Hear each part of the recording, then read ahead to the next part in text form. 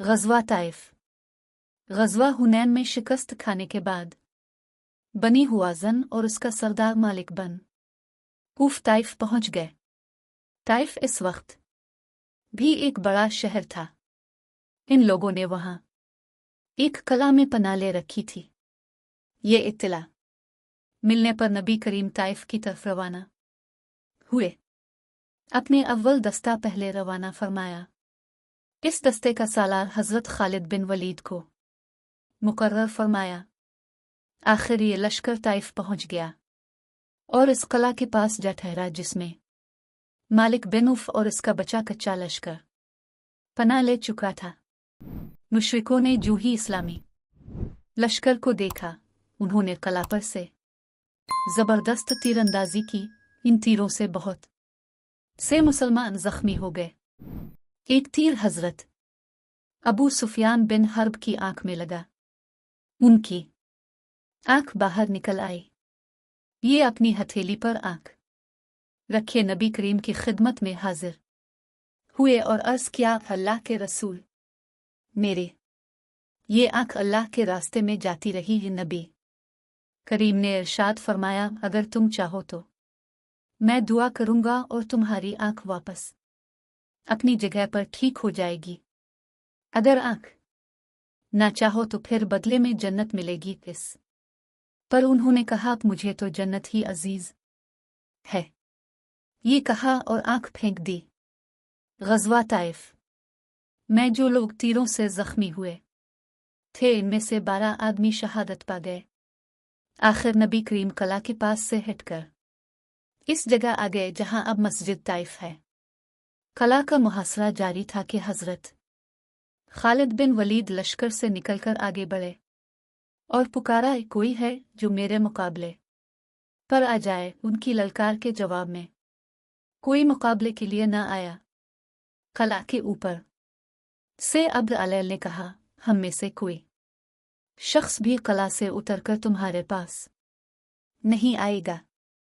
कला बंद रहेंगे। हमारे पास खाने पीने का इतना सामान है कि हमें बरसों काफी हो सकता है। जब तक हमारा गला खत्म नहीं हो जाता, हम बाहर नहीं आएंगे। तुम इस वक्त तक ठहर सकते हो तो ठहरे रहो। मुहासरे को जब कई दिन गुजर गए तो हजरत उमर ने नबी करीम से पूछा, आप ताइफ वालों पर फैसला कुन हमला क्यों नहीं फरमा रहे? इसके जवाब में नबी करीम ने फरमाया, अभी मुझे ताइफ वालों के खिलाफ कार्रवाई करने का हुक्म नहीं मिला। मेरा ख्याल है कि हम इस वक्त इस शहर को फतह नहीं करेंगे। आखिर जब अल्लाह ताला की तरफ से हुक्म न मिला तो नबी करीम ने वापसी का हुक्म फरमाया। लोगों को फतह के बगैर वापस जाना अच्छा ना लगा। आपने उनकी बागवारी भांप ली। चुनांचे फरमाया, अच्छा तो फिर हमले की तैयारी करो। लोगों ने जल्दी से हमले की तैयारी की और कला पर धावा बोल दिया। इस तरह बहुत से मुसलमान जख्मी हो गए। इसके बाद अपने फिर ऐलान फरमाया, अब हम इंशाअल्लाह रवाना हो रहे हैं। इस मर्तबा ये ऐलान सुनकर लोग खुश हो गए और फर्माबरदारी के साथ कोच की तैयारी करने लगे। ये देखकर आप हंस पड़े। आपको हंसी इस बात पर आई कि पहले तो लड़ने पर तैयार थे और वापस जाना बुरा महसूस कर रहे थे। अब किस कदर जल्द और खुशी से वापस जाने के लिए तैयार हो गए। दरअसल अब सहाबा ने जान लिया था कि अल्लाह के रसूल की राय ही बिल्कुल दुरुस्त थी। वापस रवानगी के वक्त अपने इरशाद फरमाया, अल्लाह ताला के सिवा कोई माबूद नहीं, इसका वदा सच्चा है। इसने अपने बंदे की मदद फरमाई। इस अकेले ने अहज़ाब को शिकस्त दी। कुछ आगे बढ़ने पर आपने फरमाया, हम लौटने वाले हैं, तौबा करने वाले हैं और इबादत करने वाले हैं अपने परवरदिगार की, और उसकी तारीफें बयान करते हैं। ताइफ वो शहर था जहां के लोगों ने हिजरत से पहले भी नबी करीम को बहुत सताया था, लहूलुहान कर दिया था, मगर उसके बावजूद पहले भी नबी करीम बद दुआ नहीं की थी और अब भी अब ताइफ के लोगों के लिए दुआ फरमाई, रे अल्लाह, बनी सकीफ को हिदायत अता फरमा और उन्हें मुसलमान होने की हैसियत से हमारे पास भेज दे। इस लड़ाई में हज़रत अबू बकर सिद्दीक के बेटे हज़रत अब्दुल्ला भी ज़ख्मी हुए थे। इस ज़ख्म के असर से वो चंद साल बाद हज़रत अबू बकर के दौर खिलाफत में इंतकाल कर गए थे। वापसी के सफ़र में जब आप जराना के मकाम पर पहुंचने के लिए निशेब में उतरे तो वहां सराका बिन मालिक मिले। सराका वो शख्स हैं कि जब अपने हज़रत अबू बकर के साथ मक्का से मदीना की तरफ हिजरत की तो उन्होंने आपका ताक़ुब किया था इनाम के लालच में, लेकिन अब सराका आपसे मुलाकात के लिए ही आए थे और जराना के मकाम पर यह मुलाकात हो गई। इसी मकाम पर मुसलमान ग़ज़वा हुनैन का माल गनीमत मुंतकिल कर चुके थे।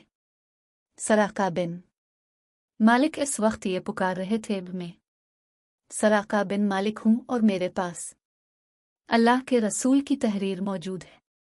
इसके अल्फाज सुनकर अपने इरशाद फरमाया, आज वफ़ा, मोहब्बत और वादे का दिन है, इसे मेरे करीब लाओ। सहाबा किराम ने सराका को आपके करीब ला खड़ा किया। आप उनसे बहुत मेहरबानी से पेश आए।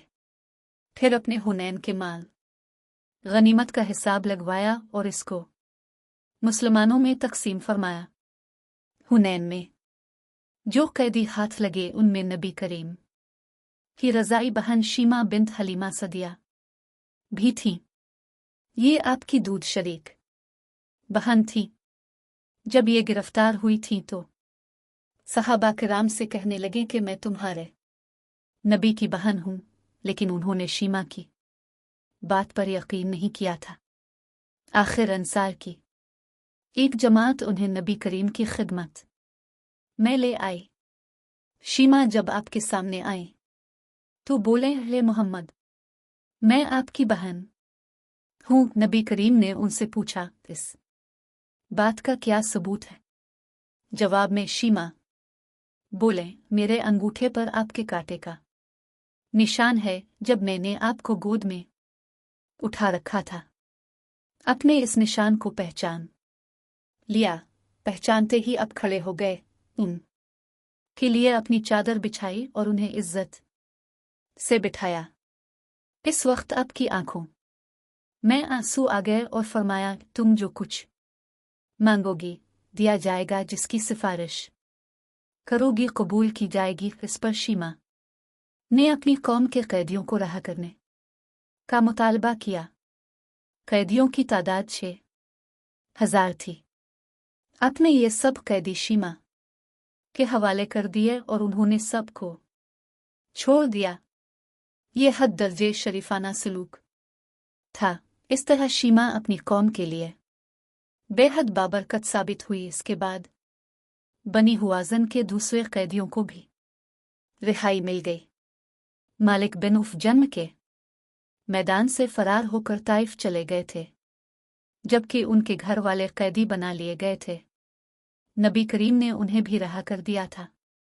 जब मालिक बिन उफ को अपने घराने के साथ आपके हसन सलूक का पता चला तो वो भी ताइफ से निकलकर नबी करीम की खिदमत में हाजिर हो गए।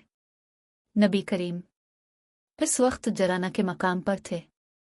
उन्होंने इस्लाम कबूल कर लिया। नबी करीम ने उन्हें बनी हुआजन का अमीर बना दिया, जो मुसलमान हो गए थे। जराना से आप मक्का मुअज़्ज़मा रवाना होने लगे तो उम्रे का एहराम बांध लिया। वहां से रवाना होकर रात के वक्त मक्का में दाखिल हुए। आप मुसलसल लब्बैक पढ़ते रहे। उम्रे से फारिग होकर नबी करीम 27 ज़िलक़दा को वापस मदीना तशरीफ़ लाए। फ़तह मक्का के बाद अरब के तमाम कबाइल पर इस्लाम की धाक बैठ गई और वो जौक दर जौक इस्लाम कबूल करने लगे।